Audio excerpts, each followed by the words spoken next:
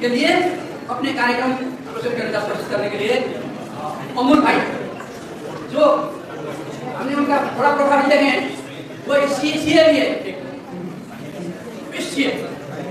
एक लॉयर भी है जो हाई कोर्ट में तेरी बहस करते हैं, सुप्रीम कोर्ट, और विगत 12 साल से आध्यात्मिक विश्वविद्यालय में धार्मिक आध्यात्मिक ऐसा कार्यक्रम में शामिल होते हुए इंटरनेशनल प्रसिद्धता रहे हुए हैं। यह हमारा बड़ा सौभाग्य है। 1 घंटा 15 मिनट हम बैठ के उनके जब बात सुनेंगे ना, हम जीवन में फिर दुख नहीं हुए, कोई दुख हमको दुख नहीं सकेगा। हम जितना ही लोग आएंगे सौभाग्यशाली इसलिए है कि हम कभी डिप्रेशन नहीं जाएंगे, क्योंकि हम आज से गीता का थोड़ा थोड़ा समझ हम लोग हैं। ये कहते हुए मैं माइक्रोफोन आपके लिए भाई को जय नेपाल। तपाईँलाई कस्तो छ?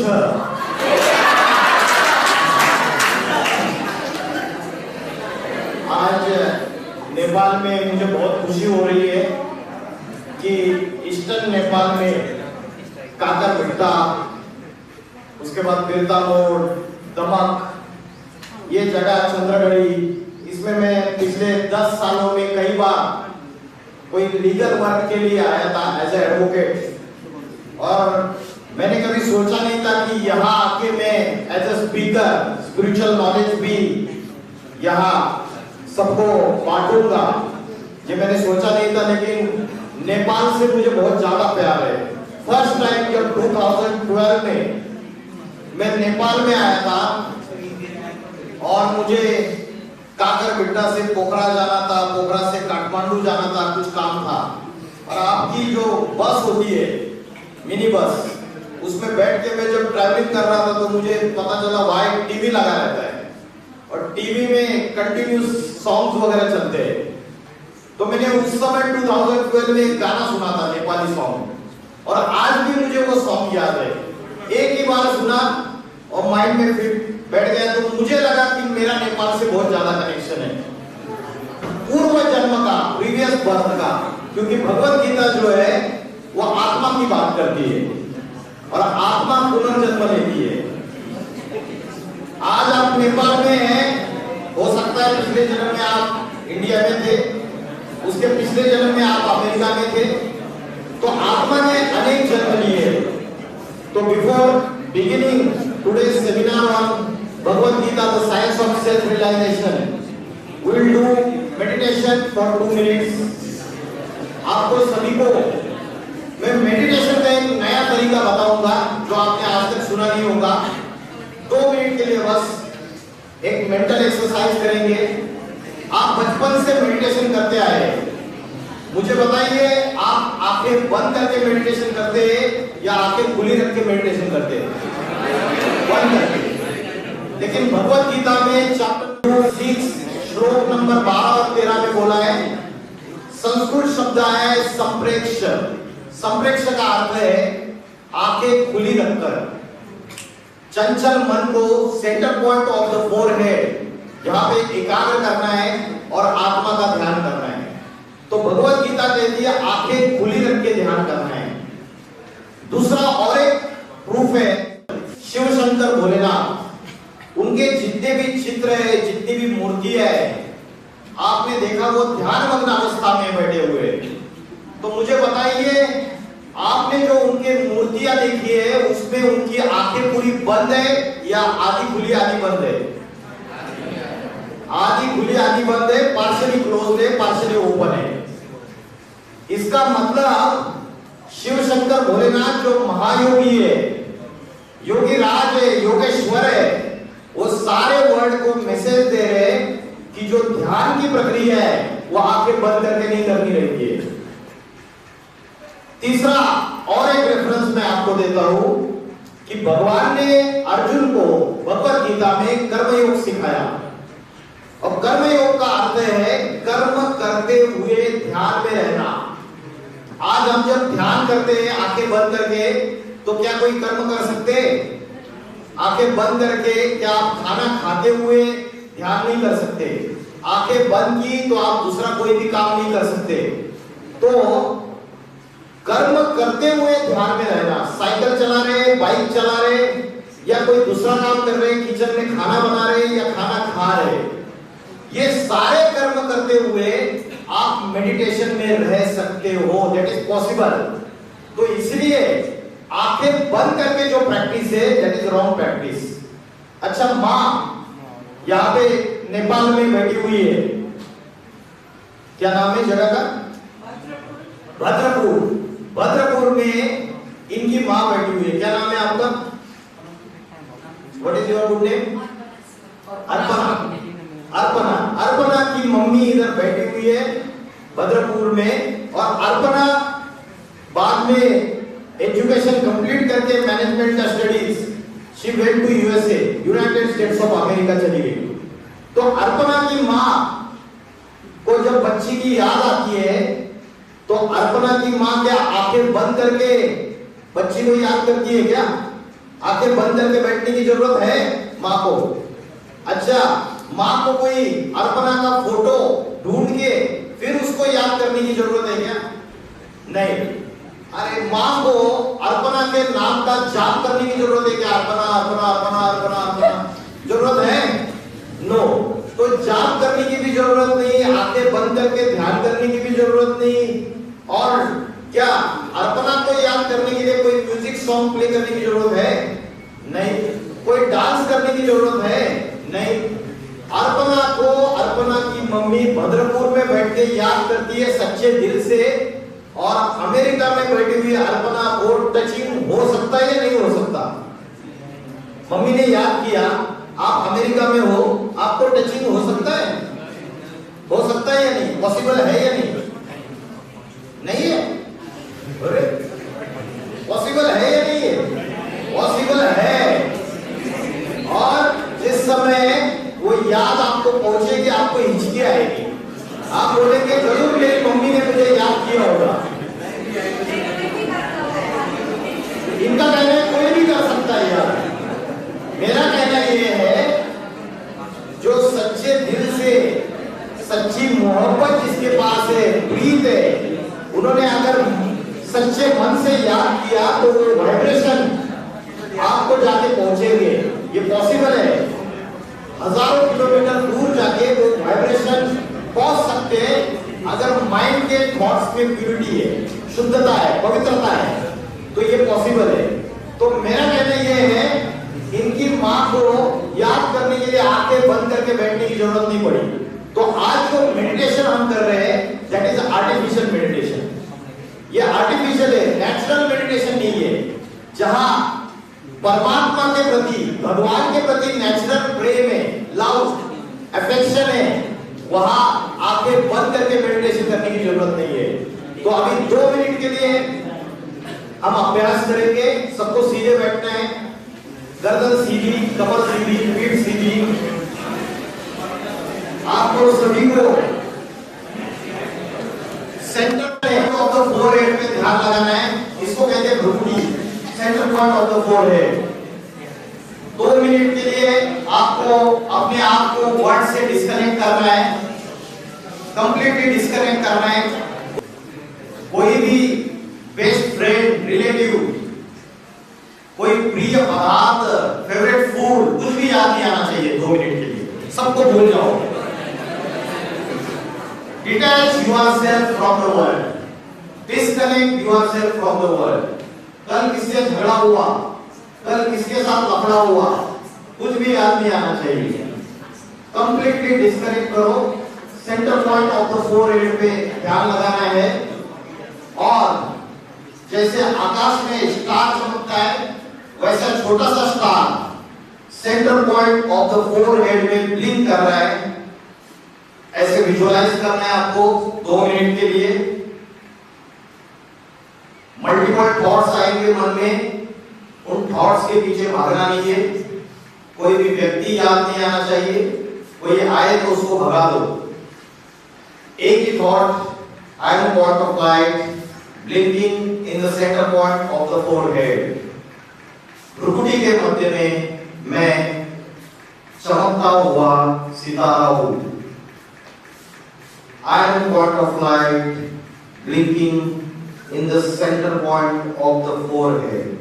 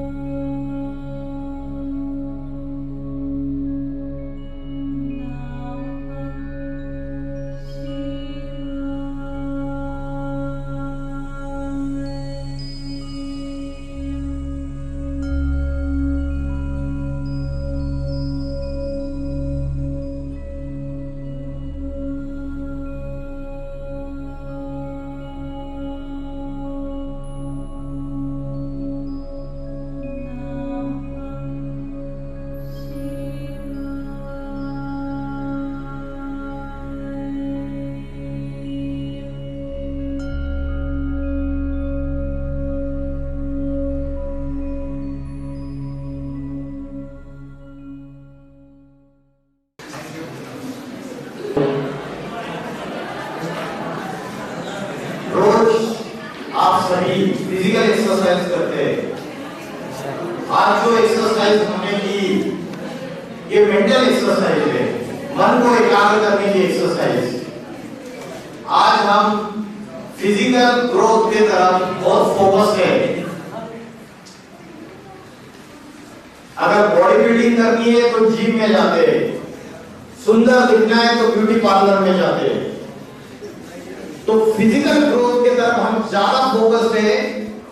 क्या कपड़े पहनने हैं, कौन सा खाना खाना है, क्या डाइट होनी चाहिए, लेकिन जो स्पिरिचुअल ग्रोथ है और मेंटल ग्रोथ है उसके तरफ हमारा अटेंशन नहीं है। आज छोटे बच्चे से लेकर बूढ़े तक सबका मन भटक रहा है। यस और नो? यस। किसी का भी मन एकाग्र नहीं है। तो Bhagavad Gita the science of self realization, science matter से डील करता है। मैटर माना पदार्थ, और जो पदार्थ होता है वो नॉन लिविंग होता है या लिविंग होता है? पदार्थ नॉन लिविंग होता है, जड़। जैसे ये माइक है, इट इज नॉन लिविंग। ये बेंच है लकड़ी का, इट इज नॉन लिविंग। तो एक है नॉन लिविंग और दूसरी चीज है living. Physical body non living है या लिविंग है? फिजिकल बॉडी नॉन लिविंग है जब उसमें आत्मा नहीं है। जब आत्मा है तब वो चैतन्य है, उसके अंदर चेतना है। इसलिए आत्मा को कहते हैं प्राण शक्ति, कॉन्शियसनेस, चेतना। तो साइंस मैटर से डील करता है और स्पिरिचुअलिटी जो है वो कॉन्शियसनेस से डील करती है। आपने फिजिक्स पढ़ा होगा। फिजिक्स का स्टडी मैटर से कनेक्टेड है। Matter is made up of atoms and molecules.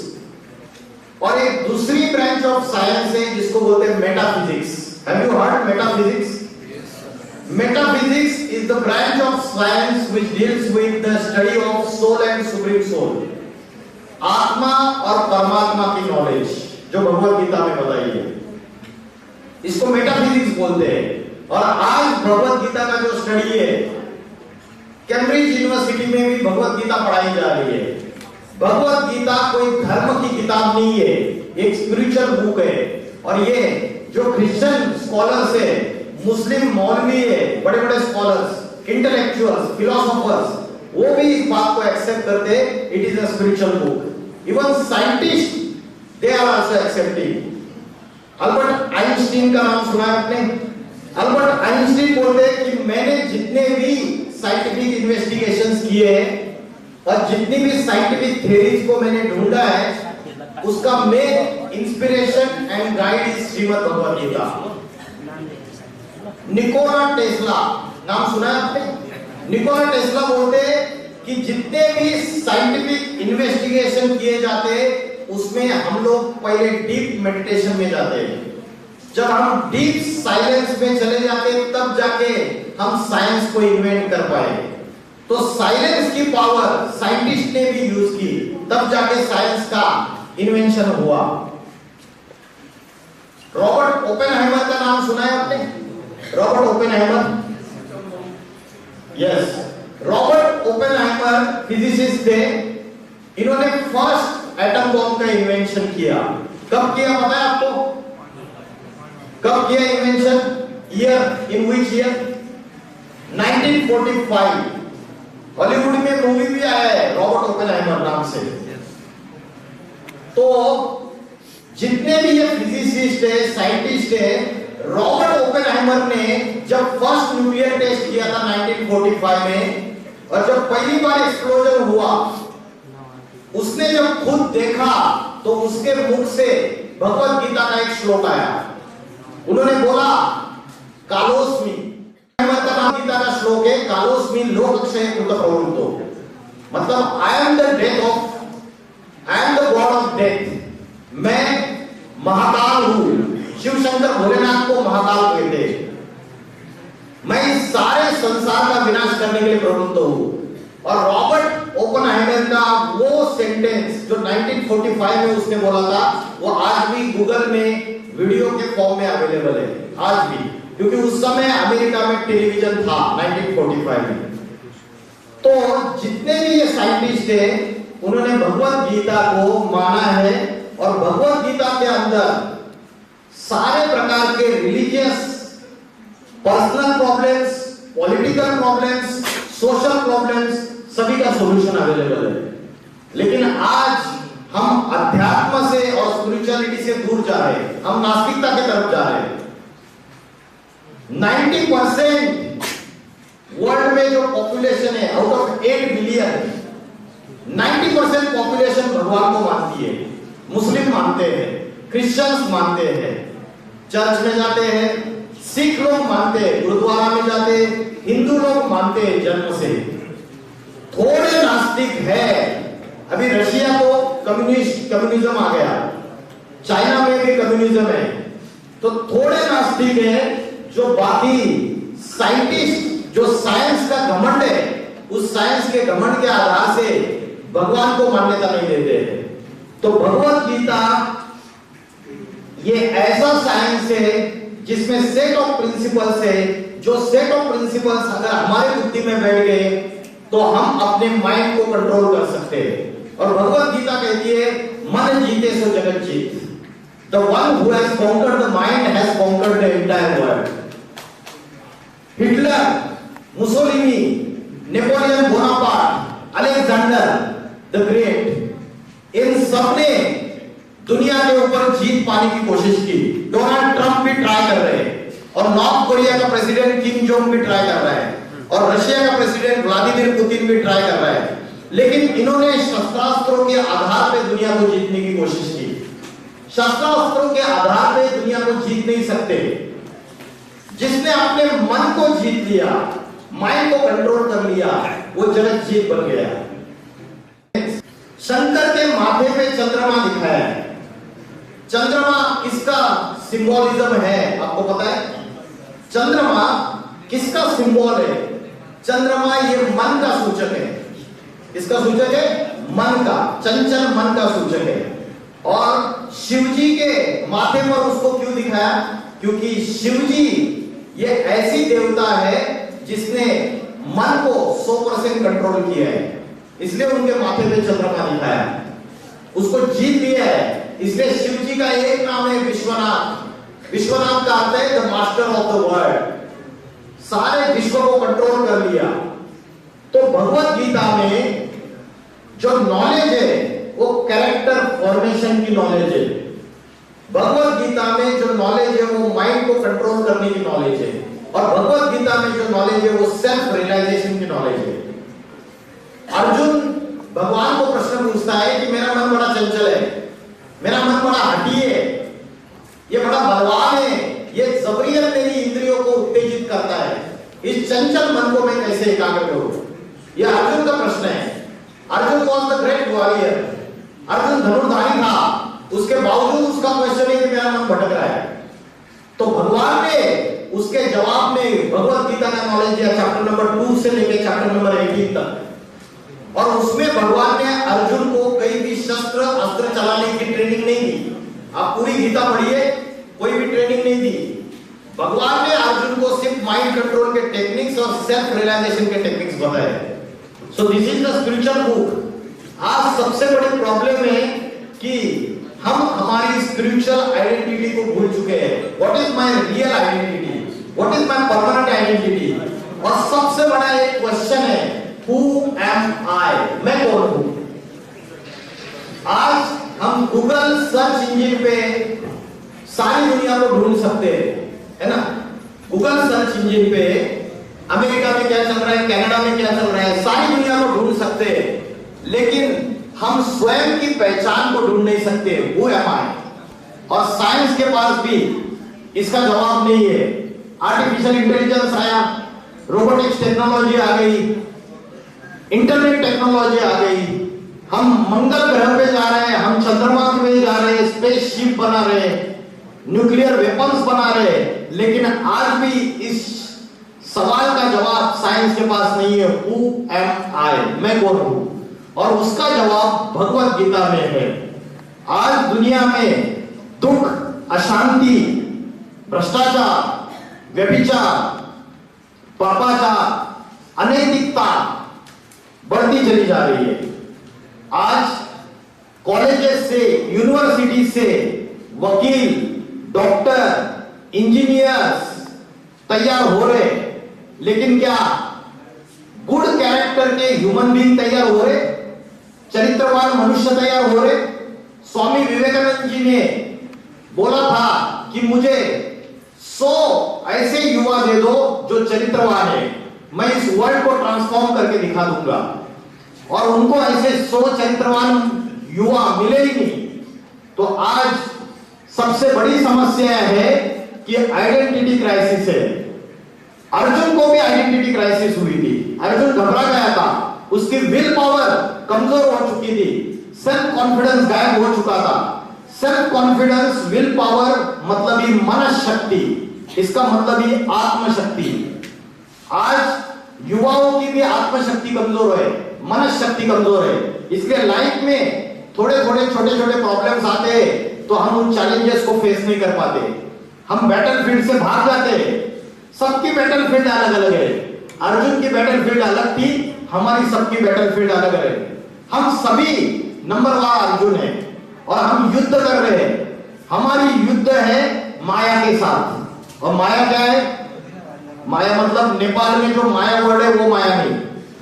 माया मतलब 5 विकार, 5 राक्षस जो हमारी आत्मा के अंदर, हमारे मन और बुद्धि के अंदर एंटर कर चुके हैं। कलियुग में शास्त्रों में लिखा है कि कली राक्षस सबके अंदर प्रवेश कर चुका है। वो कली राक्षस कौन सा है, किसी को पता है? 5 विकार या 5 राक्षस, या उसको बोल सकते हैं हमारे आत्मा के अंदर 5 भूतों ने प्रवेश किया है, जिसकी वजह से हमारी आत्मा की बैटरी डिस्चार्ज है, हमारी विल पावर कमजोर हो चुकी है, कॉन्फिडेंस हमारा गायब होता जा रहा है। वो 5 विकार कौन से हैं? भगवत गीता में 3 के नाम बताए। भगवत गीता में बोला this 3 are the enemies of the soul, आत्मा के शत्रु है, and they are opening the gates of the hell, वो नरक के द्वार खोलने वाले हैं। उन तीनों के नाम बताए, मैडम ने जवाब दे दिया, काम, क्रोध, लोभ, चौथा है मोह और 5वां है अहंकार। ये आत्मा के 5 शत्रु है। भगवत गीता में 3 का नाम बताया, काम, क्रोध, लोभ, ये तीनों नरक के द्वार खोलने वाले। त्रिविधस्य नरकस्य इदं द्वारं नाशनम आत्मना, आत्मा का नाश करते। आत्मा का नाश करते मतलब मन और बुद्धि का नाश करते, माइंड और इंटेलेक्ट का। कैसे नाश करते? काम, काम का अर्थ क्या है? फर्स्ट, जो मुखिया है, क्या मीनिंग है काम इस शब्द का? सिर्फ सर और मैडम आंसर दे रहे, बाकी काम का अर्थ क्या है? What is the meaning? इन्होंने बोला वर्क, काम मतलब वर्क। काम ये जो शब्द है इसका मीनिंग मैडम ने बताया लस्ट, एक विकार है, एनिमी। तो काम, क्रोध और लोभ ये आत्मा का विनाश करते, इसका मतलब मन और बुद्धि का विनाश करते, इंटेलेक्ट का।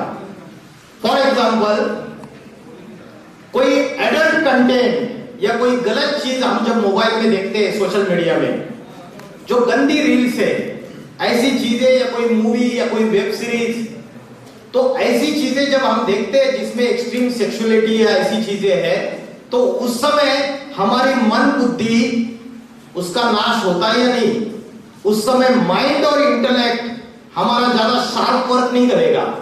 हमारी मन और बुद्धि जो है, हमारे जो इमोशंस है वैसे ही बन जाते हैं जैसा हम देखते हैं। तो माइंड और इंटेलेक्ट में अच्छाई का विनाश हो जाता है, गुडनेस का। अच्छी सोच हमारी बदल जाती है, पॉजिटिव थॉट्स की जगह नेगेटिव थॉट्स एंटर कर जाते हैं। उसके बाद क्रोध, क्रोध मतलब एंगर। एंगर जो है, गुस्सा आता है तो हमारी स्पिरिचुअल एनर्जी डिक्रीज होती है, और क्रोध की एक चिंगारी सारी फैमिली को भस्म कर सकती है। जब क्रोध आता है तो घर का फर्नीचर तोड़ना चालू कर देते हैं, घर के बर्तन उठा के फेंकना चालू कर देते हैं। तो क्रोध भी हमारे माइंड और इंटेलेक्ट का विनाश करता है, डिस्ट्रक्शन, हमारी एनर्जी, स्पिरिचुअल एनर्जी को कम करता है। तीसरा है लालच, लोभ। लालच मतलब क्या है? What is the meaning? लालच मतलब सिंपल भाषा में, मेरी थाली में जो परोसा हुआ है वो खाऊंगा, लेकिन आपकी थाली में परोसा हुआ छीन के खाऊंगा, ये लालच है। तो काम, क्रोध, लोभ। चौथा है मोह। मोह मतलब अटैचमेंट, आसक्ति, अटैचमेंट। जब कभी कभी होता है ना, रिलेशनशिप में ब्रेकअप हो जाती है तो डिप्रेशन में चले जाते हैं। पति पत्नी, नई शादी हुई है तो इतनी अटैचमेंट हो जाती है कि माँ बाप ने जो बचपन से पालन पोषण करके बड़ा किया उनको लात मार देते हैं, नया फ्लैट खरीद के काठमांडू में रहने के लिए चले जाते हैं अपना घर छोड़ के। तो ये attachment, it leads, it gives birth to the sorrow and miseries, दुख का कारण है। एक्सट्रीम अटैचमेंट ये विकार है, ये आत्मा का शत्रु है। आत्मा का जो ओरिजिनल क्वालिटी है वो सुख है। आत्मा को हैप्पीनेस चाहिए, पीस चाहिए, और अगर उसके उल्टा हो रहा है तो उससे आत्मा की बैटरी डिस्चार्ज हो रही है। और पांचवा है अहंकार। अहंकार मतलब ईगो। किसी को अपनी सुंदरता का अहंकार है, किसी को अपनी बॉडी बिल्डिंग का अहंकार है, किसी को अपने धन संपत्ति का अहंकार है, मेरे पास बहुत पैसा है, प्रॉपर्टी है। किसी को अपनी सत्ता का अहंकार है। जैसे आज के बड़े बड़े जो प्रेसिडेंट है, डोनाल्ड ट्रंप, अभी इन्होंने जो वॉर स्टार्ट की है ईरान के खिलाफ, ये सत्ता का अहंकार है, वर्चस्व की लड़ाई है कि मैं बहुत बड़ा हूं, अमेरिका सुपर पावर है। ये दिखाने के लिए वेनेजुएला के प्रेसिडेंट को घर से उठा के अरेस्ट कर लिया और भेज दिया। तो सत्ता का अहंकार। तो काम, क्रोध, लोभ, मोह, अहंकार ये आत्मा के पास शत्रु है, जिससे आत्मा की बैटरी डिस्चार्ज होती है। जैसे आज बाहर की दुनिया में करप्शन है, पोल्यूशन है, डर्ट एंड गार्बेज है, ट्रैफिक है और टॉक्सिफिकेशन है। तो ये बाहर की दुनिया में ये चीजें है आज। तो बाहर की दुनिया में पोल्यूशन को कंट्रोल करने के लिए, एयर का पोल्यूशन रोकने के लिए हम पोल्यूशन कंट्रोल के टेक्निक्स अप्लाई कर रहे हैं। करप्शन को रोकने के लिए एंटी करप्शन ब्यूरो को, एक संस्था को तैयार कर रहे हैं। डर्ट एंड गार्बेज को रिमूव करने के लिए इंडिया में तो भारत स्वच्छता अभियान स्टार्ट किया है पिछले 10-12 सालों से प्राइम मिनिस्टर ने। तो हम गली का, बाहर का, सोसाइटी का सब कचरा साफ करते हैं। लेकिन हम इन चीजों के लिए अवेयर तो है, लेकिन हमारे मन और बुद्धि के अंदर जो गार्बेज जमा हो रहा है उसको कैसे साफ किया जाए, how to cleansing of mind, ये हमको पता नहीं है। हमारे अंदर जो पोल्यूशन हो रहा है निगेटिव थॉट्स का, वेस्ट थॉट्स का, इसको कैसे कंट्रोल करें, इससे रिलेटेड कोई भी नॉलेज हमें नहीं है। और हमारे मन के अंदर जो करप्शन चल रहा है, पापी विचार आ रहे हैं, इसको कैसे कंट्रोल करें ये हमें पता नहीं है। बाहर का ट्रैफिक कंट्रोल करने के लिए ट्रैफिक कंट्रोलर है, लेकिन मन के अंदर जो निगेटिव थॉट्स का, वेस्ट थॉट्स का और मल्टीपल थॉट्स का जो ट्रैफिक चल रहा है, इसको कैसे कंट्रोल करना है, इसकी जानकारी हमें नहीं है। डॉक्टर बोलता है कि आपकी बॉडी में टॉक्सिक्स बहुत ज्यादा हो गए, आप डिटॉक्सिफिकेशन करो। आपका ब्लड प्रेशर बढ़ता है, आपको डायबिटीज है, आपको ये प्रॉब्लम से, आप डिटॉक्सिफिकेशन करो। जैसे बॉडी का डिटॉक्सिफिकेशन होता है, वैसे मन और बुद्धि का भी डिटॉक्सिफिकेशन पॉसिबल है। तो भगवत गीता हमें अंदर का, मन के अंदर का पोल्यूशन, मन के अंदर का करप्शन, मन के अंदर की गंदगी, मन के अंदर का ट्रैफिक और टॉक्सिफिकेशन, इसको कैसे कंट्रोल करना है, इसको कैसे रिमूव करना है, इसकी नॉलेज देती है। क्योंकि as per survey 90%, more than 90% of the youngsters, they are habituated and addicted to the means of the science. Mobile के एडिक्टेड हो चुके हैं। Social media, Snapchat, WhatsApp, YouTube, Insta, Facebook, इनकी एडिक्शन इतनी बढ़ती चली जा रही है। और जब हम ये रील्स वगैरह देखते हैं तो उस समय हमारी बुद्धि और मन एकाग्र होता है या भटकता है? भटकता है। हाँ जी। तो आपने राजस्थान में एक सिटी है, उसका नाम है कोटा। आपने नाम सुना है कोटा का? हेलो बहन जी, आपने कोटा का नाम सुना है? राजस्थान में कोटा है, नहीं सुना? कोटा के ऊपर एक वेब सीरीज भी आई थी। कोटा कोचिंग इंस्टीट्यूट्स का हब है राजस्थान में, इंडिया में। और एज पर न्यूज रिपोर्ट्स, वहां पिछले 4 सालों में 54 स्टूडेंट्स ने सुसाइड कमिट किया। आज बड़े बड़े इंटेलेक्चुअल्स, वकील, डॉक्टर, इंजीनियर सुसाइड कर रहे हैं, डिप्रेशन में जा रहे हैं।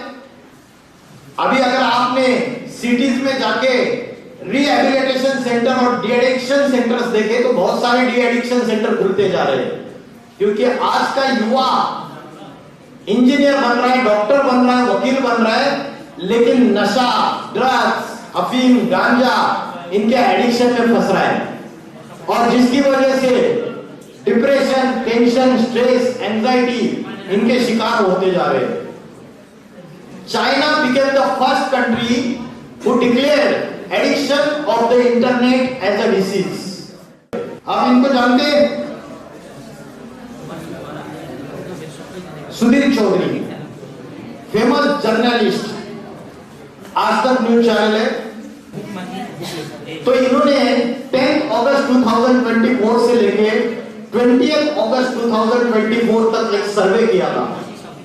सर्वे में क्या बोला सुनिए। जिस समय हमारे देश में चारों तरफ महिलाओं की सुरक्षा की बात हो रही है, लोग कह रहे हैं कि महिलाओं को अपराधों और अपराधियों से आजादी कब मिलेगी, ऐसे में उसी समय हमारे देश में इंटरनेट पर लोग महिला सुरक्षा से ज्यादा पॉर्न वीडियोस को सर्च कर रहे हैं। 10 अगस्त से 20 अगस्त के बीच, मैं यही 10 अगस्त से 20 अगस्त के बीच की बात कर रहा हूं, अभी की पिछले हफ्ते की, भारत में गूगल पर पॉर्न वीडियोस को सर्च करने का एवरेज इंटरेस्ट 90.8% रहा है, जबकि जॉब्स यानी नौकरियों को सर्च करने का एवरेज इंटरेस्ट हमारे देश में सिर्फ 17.4% रहा है। और कोलकाता की इस रेप और मर्डर की घटना को सर्च करने का एवरेज इंटरेस्ट 30% रहा है। यानी इंटरनेट की सर्च हिस्ट्री में पॉर्न वीडियोस के मुकाबले नौकरी और महिला सुरक्षा का मुद्दा दूर दूर तक नहीं है। सबसे ज्यादा शर्मनाक बात यह है कि इसी देश में लोग इंटरनेट पर कोलकाता की घटना का रेप वीडियो ढूंढ रहे हैं। तो हम जो आंखों से देखते हैं, मूवीज वॉच करते हैं, म्यूजिक सुनते हैं, उसमें अगर अश्लीलता है, ऑब्स्सीन लैंग्वेज यूज की है, जो भी हम देखते हैं, सुनते हैं, वो अगर गलत है तो उसका असर हमारी मानसिकता के ऊपर होता है। भगवत गीता में ये सृष्टि प्राणियों की दो ही कैटेगरीज में डिवाइड की है। एक कैटेगरी है देवता और दूसरी कैटेगरी है दानव, देवता और राक्षस। मुस्लिम्स के कुरान में लिखा है दो ही कैटेगरीज है, फरिश्ता और शैतान। और क्रिश्चियंस के बाइबल में भी दो ही कैटेगरीज है, एंजल और डेमन। तो ये सारी दुनिया सिर्फ ये दो कैटेगरीज में डिवाइड है। मनुष्य ये तीसरी कैटेगरी नहीं है, क्योंकि मनुष्य जब डिवाइन क्वालिटीज को अपने जीवन में धारण करता है तो वो देवता कहलाता है, और मनुष्य जब राक्षसी प्रवृत्तियों का बन जाता है तो वो दानव या डेविल कहलाता है। तो ये जो आज समाज की हालत बनती चली जा रही है, हमारे सोच में गंदगी आ रही है, ये राक्षसी प्रवृत्तियां बढ़ रही है हमारे अंदर की, और डिवाइन क्वालिटीज हमारी कमजोर हो रही है। भगवत गीता में चैप्टर नंबर 16 है, 16वां अध्याय, उसमें दैवी गुण कौन से हैं और राक्षसी प्रवृत्तियां कौन सी है, इसके बारे में बताया है। और स्पिरिचुअलिटी क्या है? स्पिरिचुअलिटी है कि हमारे अंदर के जो डेमोनिक ट्रेट्स है उसको रिमूव करना और डिविनिटी को धारण करना, इसको ही स्पिरिचुअलिटी बोलते हैं। तो आज मन और बुद्धि हमारी राक्षसी प्रवृत्ति से भर रही है। रिसेंटली एक इंसिडेंट हुआ था दिल्ली में, गाजियाबाद है दिल्ली के नजदीक, गाजियाबाद में 3 सिस्टर्स ने सुसाइड कमिट किया। प्रॉब्लम क्या था? वो वीडियो गेम्स खेलते थे दिन भर मोबाइल में, और वहां से जो इंस्ट्रक्शन आते थे, कोई कोरिया का प्लेटफॉर्म था, वहां से जो इंस्ट्रक्शन आते थे वैसे एक्ट करते थे। तो उनकी रैशनल थिंकिंग जो है वो टोटल खत्म हो गई, और उसकी वजह से इन तीनों ने 9th फ्लोर से जंप करके सुसाइड कर लिया। तो ये वीडियो गेम्स, अलग अलग रील्स, सोशल मीडिया, इसमें आज हमारे जो इमोशंस है उसको पूरा ग्रैस्प किया जा रहा है। ये साइंस के साधन जो है, मोबाइल, कंप्यूटर, लैपटॉप, हम इसके अधीन बनते जा रहे हैं, डिपेंडेंट बनते जा रहे हैं। जबकि हमें मन को भी कंट्रोल रखना चाहिए, हमें अपनी इंद्रियों को भी कंट्रोल करना चाहिए, और साइंस के साधनों को भी अपने वश में करना चाहिए। आज हम साधना को भूल चुके हैं। तो आप इनको जानते हैं? Sameer Raina, social media platform पे इन्होंने बीच में बहुत ऑब्सीन लैंग्वेज यूज की थी, और छोटे छोटे बच्चे इनको सुनते हैं। तो इसका क्या असर पड़ रहा है सोसाइटी के ऊपर? इनके खिलाफ इंडिया में केसेस भी रजिस्टर्ड हो गए। तो कहने की बात यह है कि इंटरनेट पे आज जो परोसा जा रहा है, जो सर्व किया जा रहा है, वो सारा ही खा रहे हैं।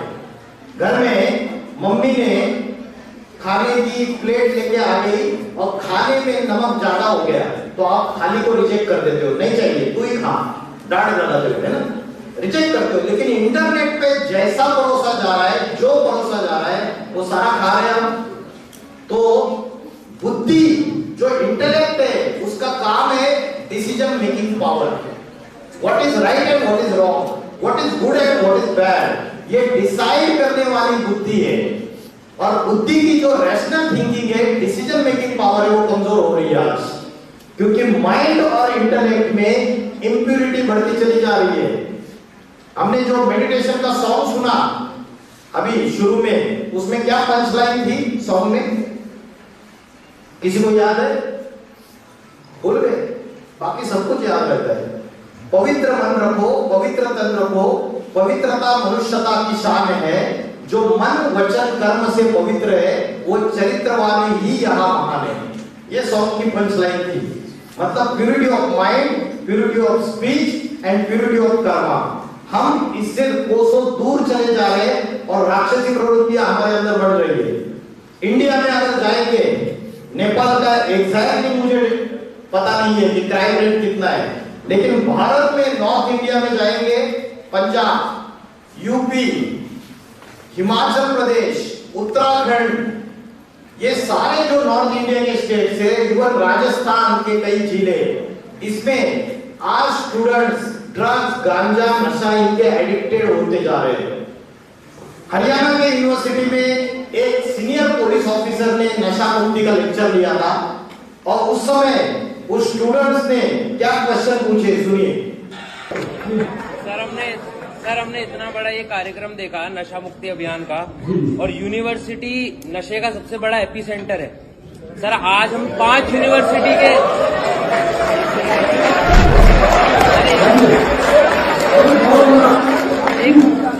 सर हम 5 यूनिवर्सिटी के बच्चे यहाँ पर 4 यूनिवर्सिटी के बच्चे यहाँ पर बैठे हैं।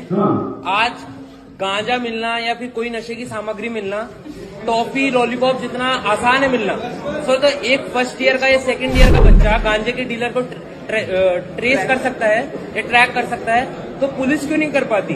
क्या पुलिस ही पीछे छूट रही है? सर एक second sir let me complete sir मेरा जो मानना है, क्योंकि मैं भी सोसाइटी में रहता हूँ, यूनिवर्सिटी का स्टूडेंट हूँ सर, यहाँ सामने चौकी है और चौकी के सामने ही गांजा मिलता है, तो क्या आपको नहीं लगता?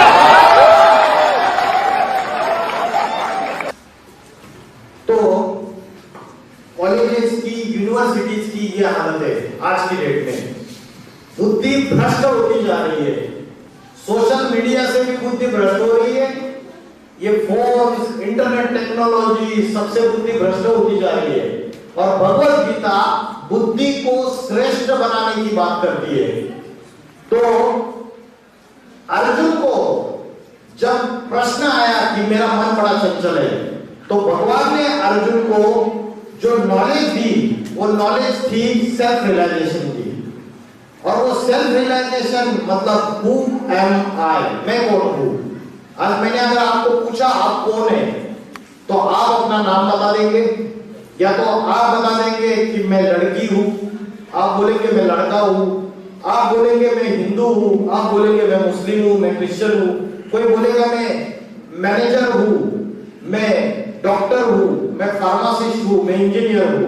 तो आपने अपनी आइडेंटिटी क्वालिफिकेशन के आधार से बताई, आपने अपनी आइडेंटिटी नेशनैलिटी के आधार से बताई, या आपने धर्म के आधार से बताई, या जाति के आधार से बताई, या आपने अपनी आइडेंटिटी अपने जो फिजिकल बॉडी का जो नाम है उसके आधार से बताई।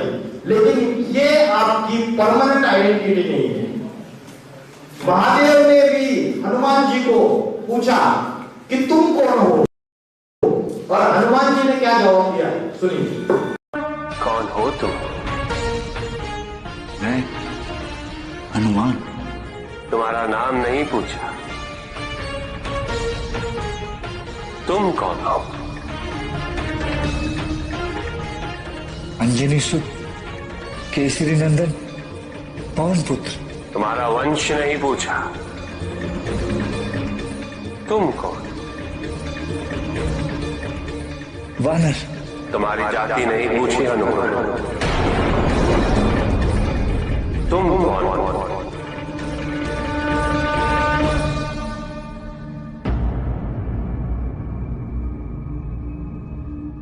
मुझे ज्ञात नहीं, मुझे केवल ये ज्ञात है कि मुझे कुछ ज्ञात नहीं।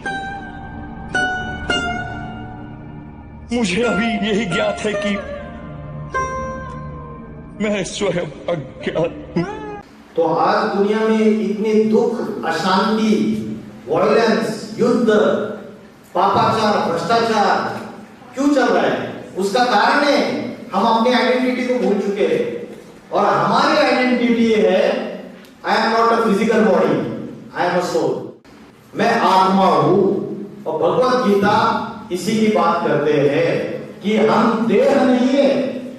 देह 5 तत्वों का बना हुआ है, जल, वायु, अग्नि, पृथ्वी, आकाश। और जब व्यक्ति मरता है तो उसका शरीर मरता है या आत्मा मरती है? शरीर मरता है, इसलिए या तो उसको जला दिया जाता है या जमीन में गाड़ दिया जाता है। आत्मा अजर, अमर, अविनाशी है। और जब जलाते हैं तो क्या बचता है? राख। और राख माना मिट्टी, मतलब मिट्टी का पुतला है, मिट्टी में मिल जाता है, विनाशी है। ये हमारी असली आइडेंटिटी नहीं है। हम आत्मा है। जब मैं बोलता हूं कि मेरा सर बहुत दर्द कर रहा है, क्या बोलता हूं, मेरा सर बहुत दर्द कर रहा है, तो मैं बोलने वाला अलग है और सर अलग है। ये मेरा मोबाइल है, तो मोबाइल अलग है, मैं अलग हूं। मेरा शरीर बीमार है, तो मैं बोलने वाला कौन है फिर? जो मैं बोलने वाला निकल जाता है तो नर्स बोलती है डेड बॉडी को लेकर जाओ। तो आत्मा हमारी असली आइडेंटिटी है। आत्मा एक फिजिकल बॉडी को छोड़ती है, तुरंत दूसरे फिजिकल बॉडी को धारण करती है। भगवत गीता कहती है जैसे हम पुराने वस्त्रों को छोड़कर नए वस्त्र धारण करते हैं, वैसे आत्मा पुराना शरीर छोड़ के नया शरीर धारण करती है। इसलिए कलकत्ता में जब 2024 में आरजेकर हॉस्पिटल में जब डॉक्टर महिला के साथ रेप और उसकी हत्या हुई, तो सारे इंडियंस ने प्रोटेस्ट किया, बोला कि इसको फांसी की सजा दे दो, इसको चौराहे पे खड़ा करके इसको मार डालो। तो मुझे बताइए, उस व्यक्ति को, उस क्रिमिनल को फांसी की सजा देने से उसका क्रिमिनल माइंड चेंज हो जाएगा क्या? वो तो हंसते हंसते फांसी पे चला जाएगा। मेंटालिटी चेंज हो सकती है क्या? नहीं हो सकती। उसके अंदर की राक्षसी प्रवृत्ति नहीं निकल सकती। तो मन को और बुद्धि में जो अपवित्र संस्कार है, जो राक्षसी प्रवृत्ति है, उसको बदलने के लिए आध्यात्मिकता की जरूरत है, आत्मा की नॉलेज की जरूरत है। क्योंकि आत्मा अनेक जन्म लेती है और अनेक जन्मों में जो हमने अच्छे बुरे कर्म किए, हमारे जो अच्छे बुरे संस्कार है, वो आत्मा के साथ साथ ट्रैवल करते हैं। पिछले जन्म में अगर किसी के अंदर चोरी का संस्कार था, कोई चोर था, तो इस जन्म में छोटेपन में ही स्कूल में जब जाते हैं तो अपने फ्रेंड के कंपास बॉक्स से पेंसिल चोरी कर ली, इरेजर चोरी कर लिया, तो वो पिछले जन्म का संस्कार वो आत्मा के साथ साथ ट्रैवल करता है। क्योंकि आत्मा मन, बुद्धि और संस्कार इन तीन चीजों से बनी हुई है। आत्मा जाती है तो उसके साथ साथ संस्कार, माइंड और इंटेलेक्ट भी ट्रैवल करता है। तो इस विशियस साइकिल में हम फंसे हुए हैं और इससे अगर बाहर आना है तो स्पिरिचुअल नॉलेज है कि मैं शरीर नहीं हूं, मैं आत्मा हूं। आत्मा कहां रहती है पता है आपको? शरीर में। और आत्मा का ध्यान कैसे करें? सॉल्यूशन क्या है? How to remove negativity, negative thoughts को कैसे खत्म करें? आप सॉल्यूशन बताइए। मैडम ने जवाब दिया मेडिटेशन, तो परफेक्ट आंसर है। हम इसको और विस्तार में देखेंगे। तो आत्मा शरीर में कहां रहती है और उसका कैसे ध्यान करें? आत्मा नाक पे रहती है, यहां रहती है, या हार्ट में रहती है? कहां रहती है आत्मा? किसी को पता है? माइंड।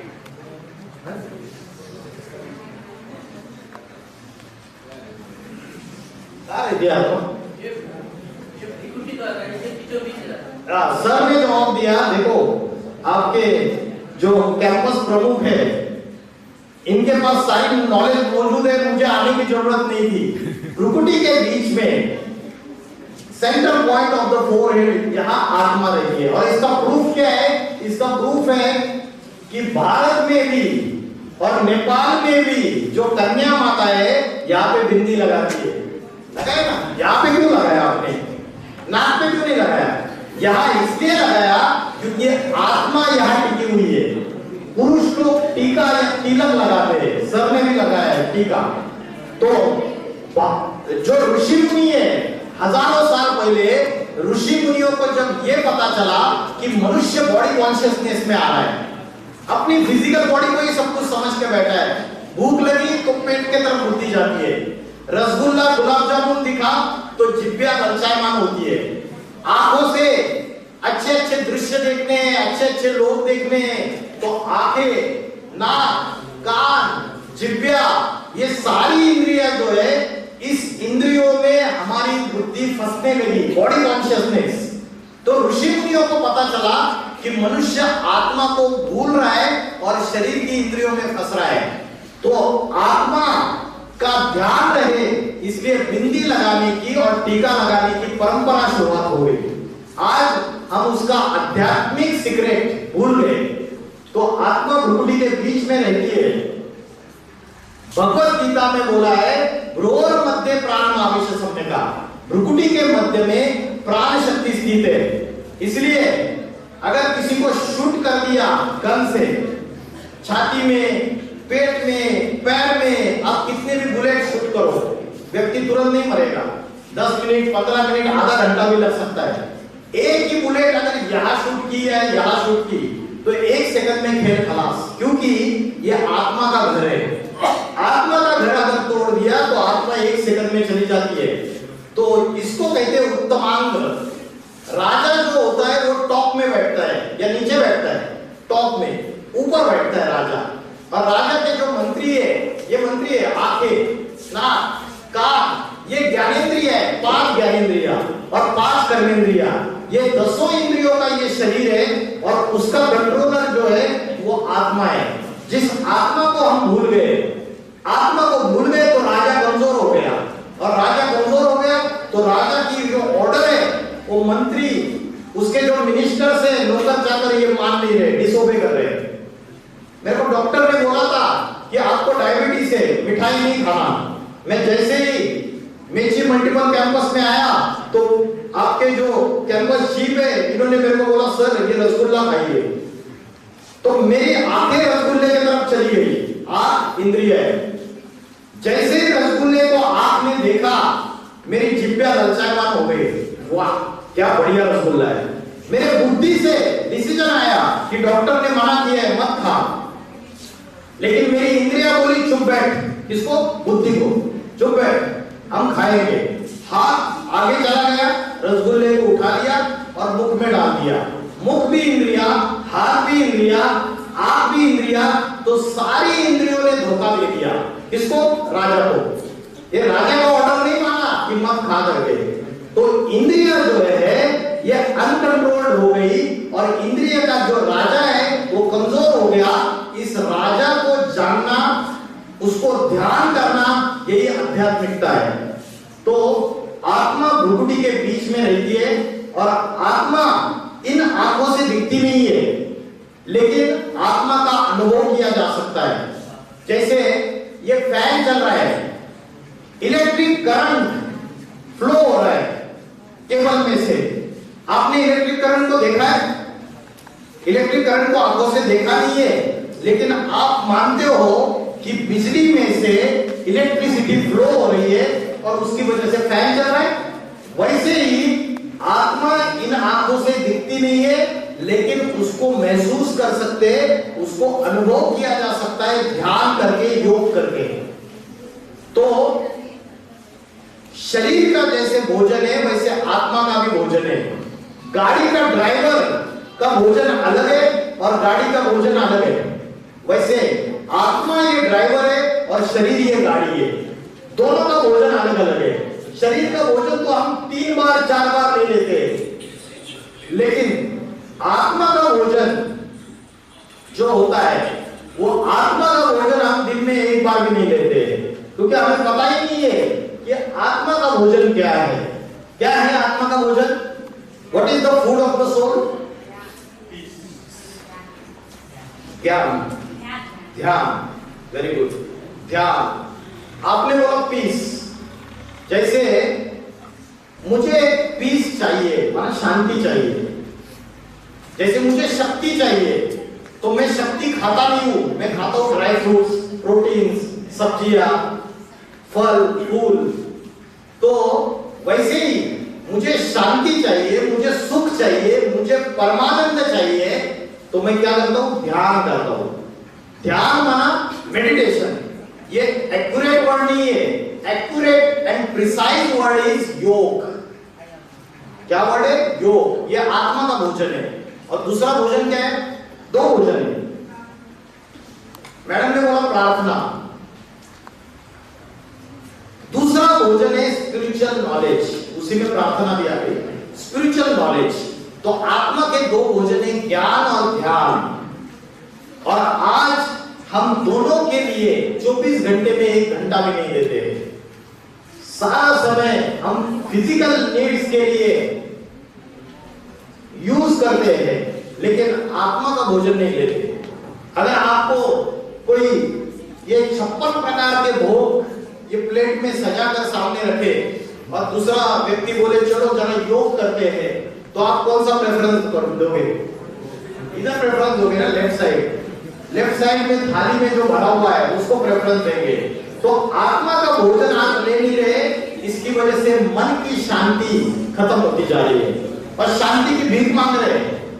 यूक्रेन में लाखों लोग अपने करोड़ों के मकान, बंगले, प्रॉपर्टी सब कुछ छोड़ के भाग गए, निर्वासित का, रेफ्यूजी का जीवन जी रहे। पैलेस्टाइन में भी यही हाल है, ईरान में भी यही हाल है। यही परिस्थितियां सारे वर्ल्ड में आने में अभी टाइम नहीं है, क्योंकि हिंसा, आतंकवाद बढ़ता चला जा रहा है और आत्मिक शांति खत्म होती जा रही है। ये तीन क्या है, क्या बताया था? ये तीन, ये आत्मा के तीन शत्रु है, एनिमीज ऑफ द सोल। ये खाने से आत्मा की बैटरी चार्जिंग होती है और इसकी वजह से आत्मा की बैटरी डिस्चार्ज होती है। तो डिस्चार्ज करनी है या चार्जिंग करनी है, आपके ऊपर है। तो योग इस शब्द का अर्थ क्या है? What is the literal meaning of word योग? योग मतलब क्या? योग मतलब कनेक्शन, जोड़ना। करेक्ट, सर ने बताया body and soul. Body and soul तो है, लेकिन जो अल्टीमेट कनेक्शन है वो है आत्मा और परमात्मा का कनेक्शन। योग का अर्थ है जोड़ना, आत्मा को परमात्मा से जोड़ना, इसका मतलब है योग। लेकिन आज हम लोग भूल गए, हम योगासन और प्राणायाम को योग समझ के बैठे। आज इंटरनेशनल योगा डे मनाया जाता है और रामदेव बाबा पेट हिलाते दिखाते हैं या तो दूसरे योगासन करके, प्राणायाम करके दिखाते हैं। ये सिर्फ शरीर को स्वस्थ रखने के लिए, फिजिकल बॉडी को हेल्दी रखने के लिए।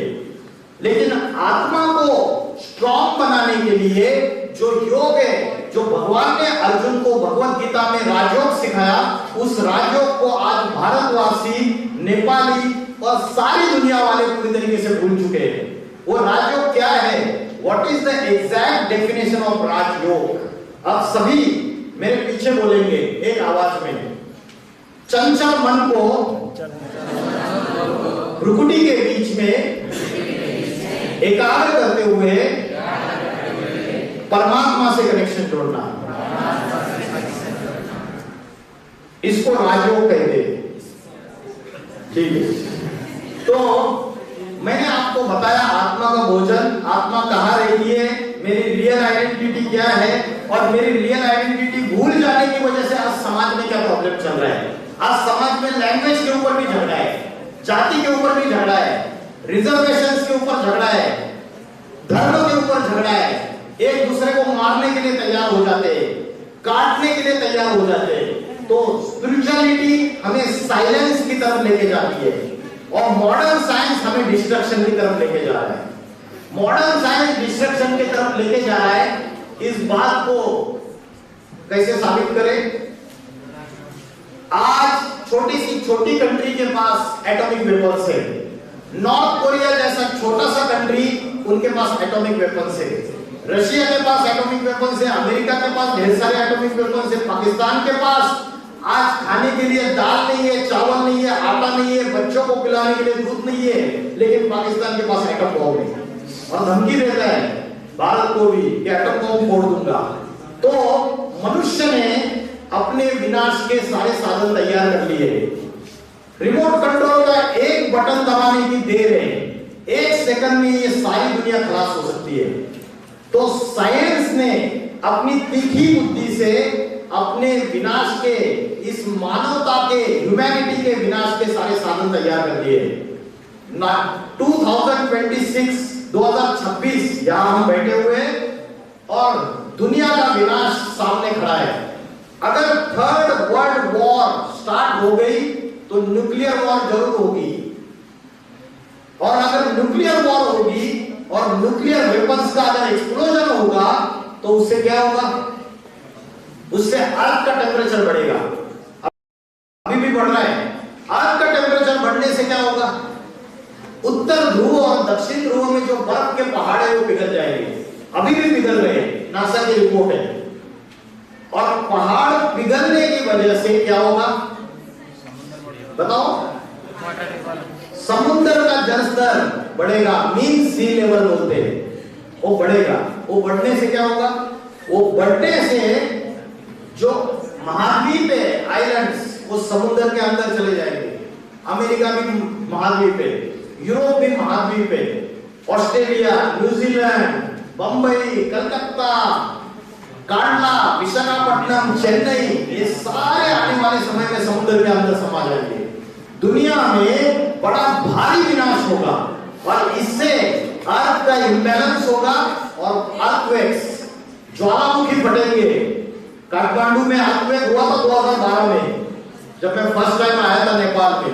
2012 में अर्थक्वेक हुआ था ना, महासुनामी, ये उसके कॉन्सिक्वेंसेस होंगे। तो मनुष्य ने आज विनाश की तरफ सारी दुनिया को अग्रसर कर दिया है। तो मॉडर्न साइंस हमें डिस्ट्रक्शन की तरफ लेके जा रहे हैं।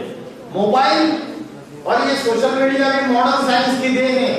ये भी हमारे मन बुद्धि का विनाश कर रहे हैं और बाहर की दुनिया में भी विनाश हो रहा है और अंदर भी विनाश हो रहा है। इनसाइड वॉर चल रही है, इनसाइड वॉर चल रही है राम और रावण की। रावण भी हमारे अंदर बैठा हुआ है या नहीं? और राम भी हमारे अंदर बैठा है। राम मतलब गुडनेस और रावण मतलब इविल फोर्सेस। ये दोनों हमारे अंदर है और उसकी युद्ध चलती रहती है। कौन विजयी बनता है? विजयी कौन बनता है, राम या रावण? राम नहीं बन रहा है अभी, रावण विजयी बन रहा है हमारे अंदर का। बार बार रावण विजयी बनता है। जो इविल फोर्सेस है वो अच्छाई को मार देते हैं, क्योंकि कलयुग चल रहा है अभी, घोर पापी कलयुग। तो अभी भी 4 युग है। 4 युग कौन से? सतयुग, त्रेता युग, द्वापर युग और कलयुग। सतयुग इज गोल्डन एज, उसको मुस्लिम लोग बोलते हैं जन्नत, क्रिश्चियन लोग बोलते हैं पैराडाइज या हेवन, और हिंदू लोग बोलते हैं स्वर्ग, वैकुंठ या राम राज्य या सतयुग।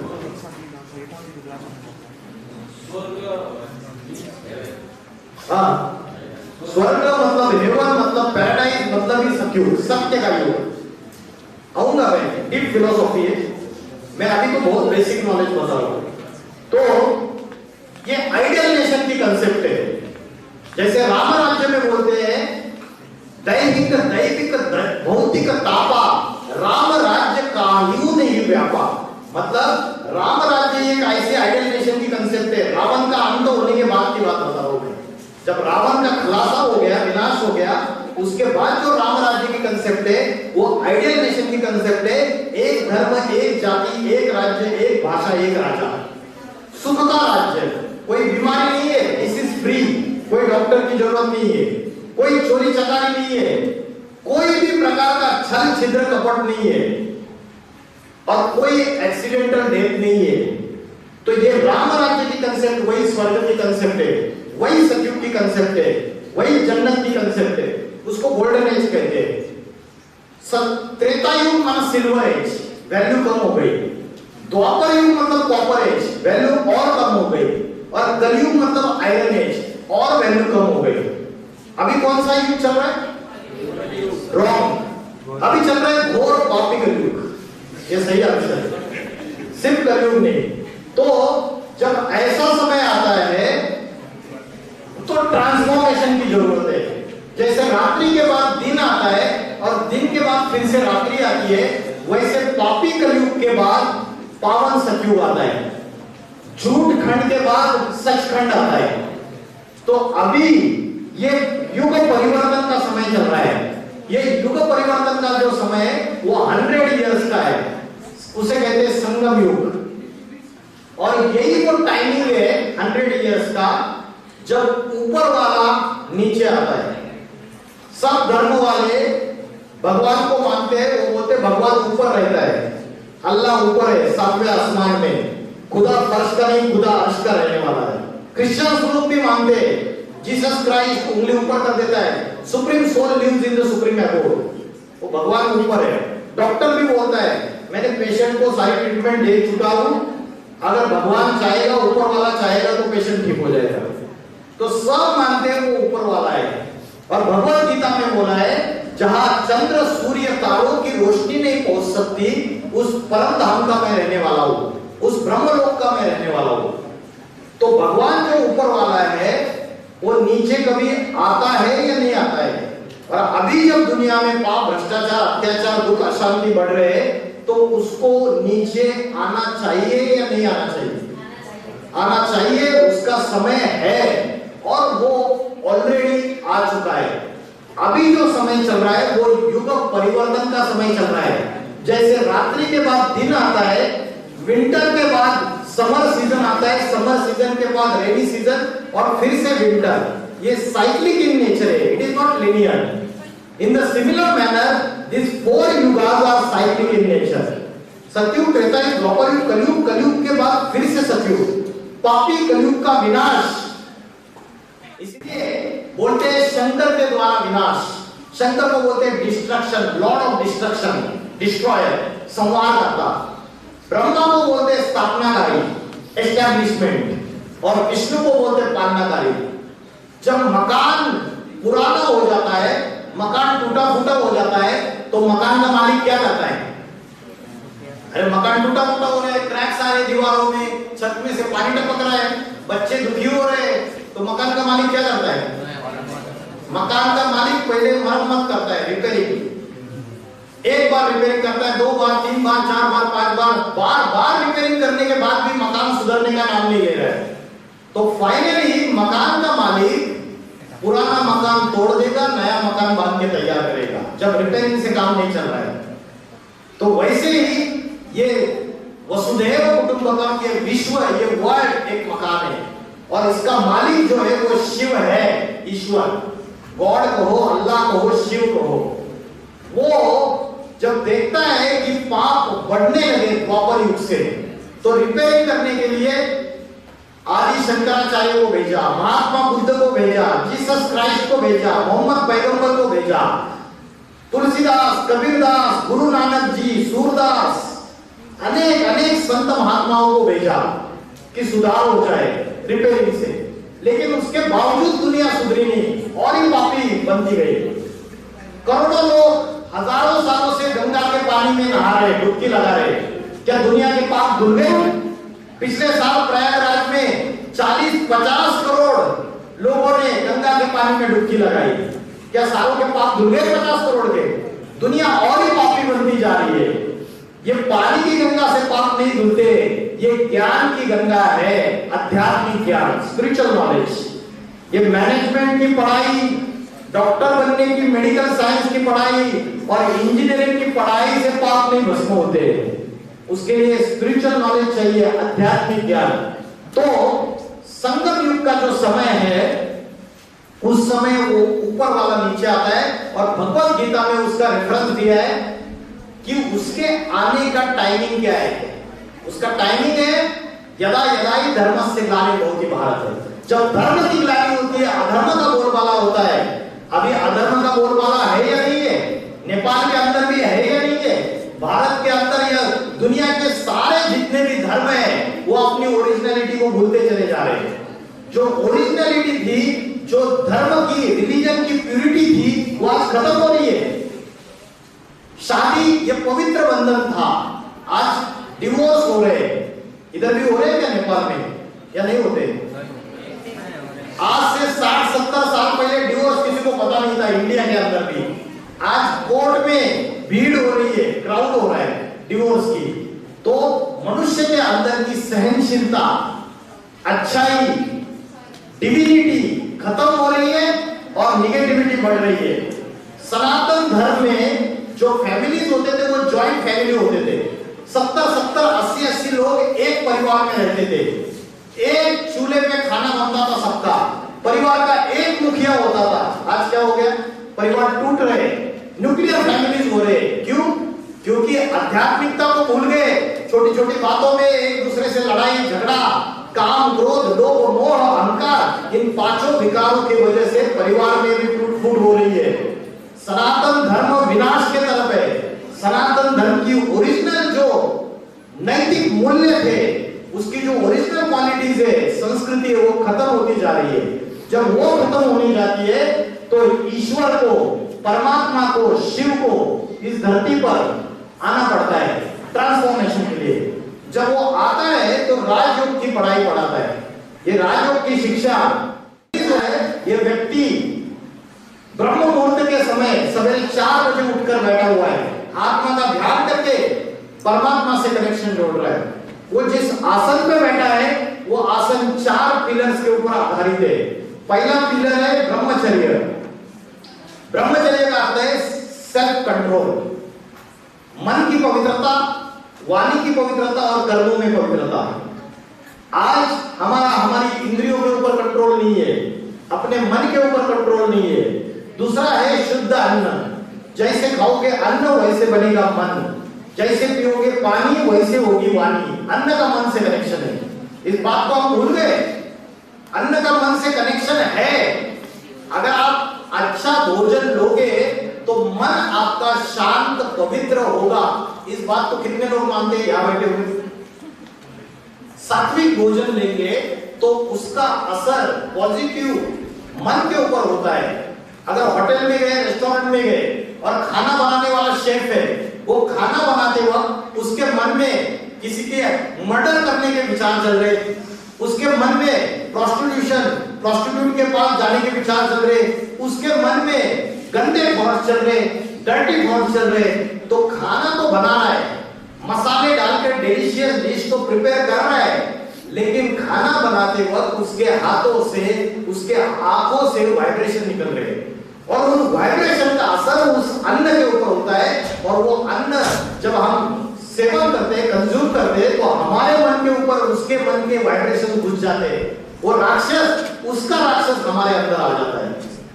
ये होता है, ये प्रैक्टिकल है। मेरे पास इसके बहुत सारे एग्जांपल्स है, प्रूव करके दिखाऊंगा।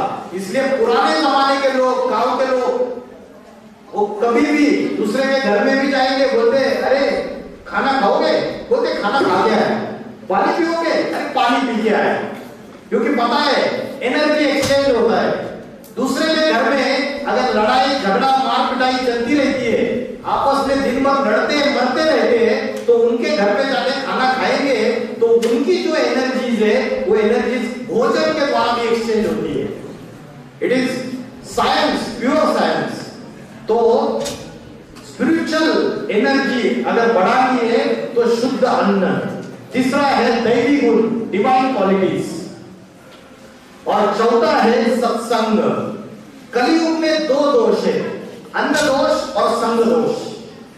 अगर बैड कंपनी है तो हमको गड्ढे में लेके जाती है, लाइफ भी बर्बाद, फैमिली भी बर्बाद, करियर भी बर्बाद, सब कुछ बर्बाद। और अच्छा संग है तो हमें जीवन में बड़ी बड़ी प्रॉब्लम से भी पार कर देता है। तो राजयोग की शिक्षा भगवान स्वयं आके परम शिक्षक, परम टीचर बन के सिखाते। जब हम छोटे थे, कई सालों के पहले, 20-25 साल पहले, एक रैप सॉन्ग आया था कॉलोनियल कजिन्स का। और रैप सॉन्ग ऐसा था, come back is Rama, come back and save the world, come back is Allah, come back and save the world, we need a teacher and you are the only one. भगवान तू फिर से वापस आ जा, तेरी जरूरत है, और तू एक ही परम शिक्षक है, तू एक ही सद्गुरु है जो इस दुनिया को सुधार सकता है।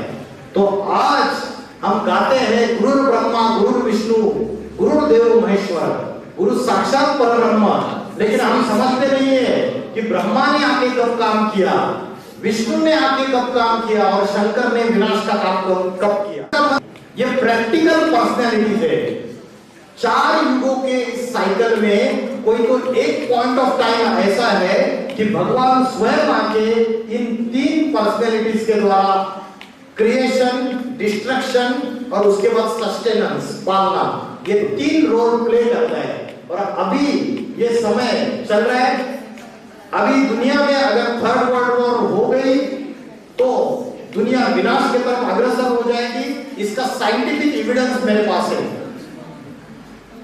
अल्बर्ट आइंस्टीन, रॉबर्ट ओपेनहाइमर, इन्होंने 1947 में एक बुलेटिन ऑफ एटॉमिक साइंटिस्ट नाम का एक संगठन स्थापन किया।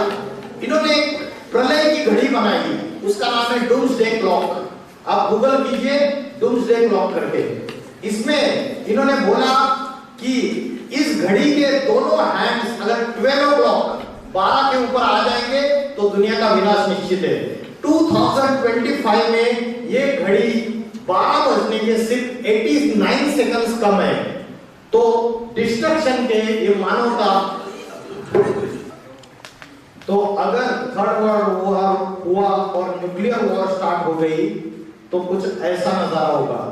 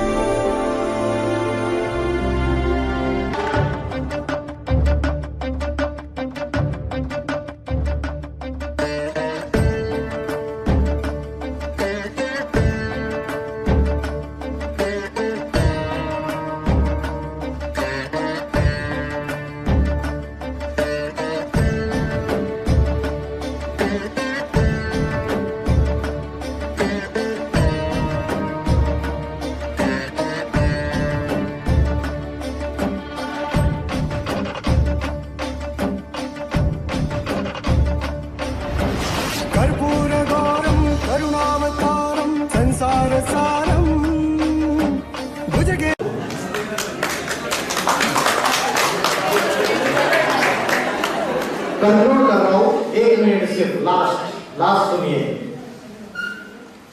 बड़े बड़े वर्ल्ड पीस कॉन्फ्रेंस हो रहे हैं लेकिन दुनिया में शांति स्थापन नहीं हो रही है। International Court of Justice, United Nations of Organization जैसी संस्थाएं कंप्लीटली फेल हो चुकी है। They are puppet in the hands of the America, Russia, China. Supreme power जो है, महासत्ता है, उनके हाथ की ये कठपुतलियां बन चुकी है। तो दुनिया में शांति स्थापित करने वाला एक ही है जिसका नाम है शंकर। शंकर ये संस्कृत शब्द है जिसका अर्थ है शम करोति, जो सारी विश्व में शांति लाता है। शम माना शांति, इसलिए शंकर को शांति की देवता कहते हैं।